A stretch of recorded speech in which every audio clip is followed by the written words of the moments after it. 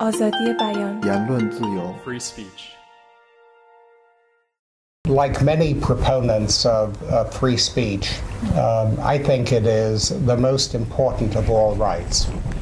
It is intrinsically important because a crucial aspect of our humanity is our ability to express ourselves freely and to exchange information, ideas, and insights with each other without restraints that are imposed by the state. Its essential instrumental role is that freedom of speech makes it possible for us to defend all our other rights. We can call attention to violations, and we can organize with others through the exercise of free speech to defend our rights. In this way, we can also secure our rights to fair and equal treatment, our right not to be punished cruelly, and our protection of a zone of privacy.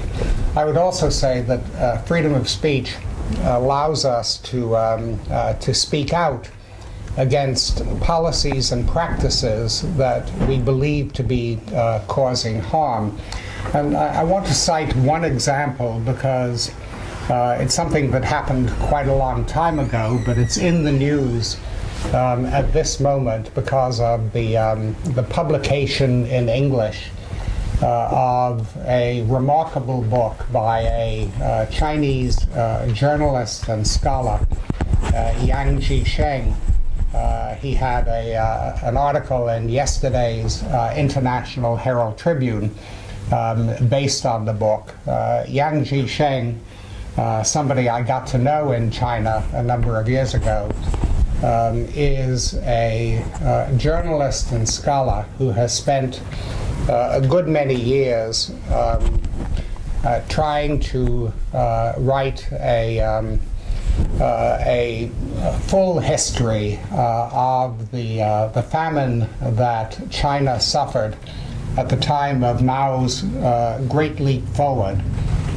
This was a famine for the period 1958 to 1962, and he believes that something like 36 million people died in that famine. And when one thinks of the great disasters of the 20th century, I suppose it's only if you take World War II as a whole that you could exceed the number of people who died in that famine.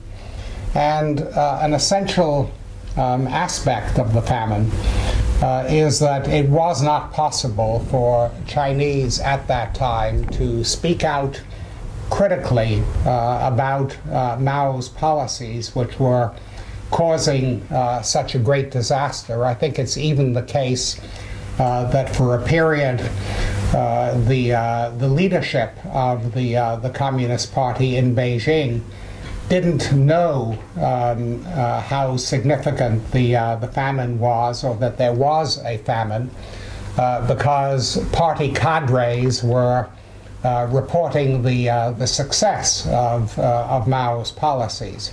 Of course, when they did find out, they kept it to themselves because they didn't want to suggest that Mao's policies had caused such a disaster. And so it was not possible to organize any relief for the people who were starving to death in that period. So this seems to me perhaps an extreme example, very much an extreme example of the harm that can be caused by the denial of freedom of speech.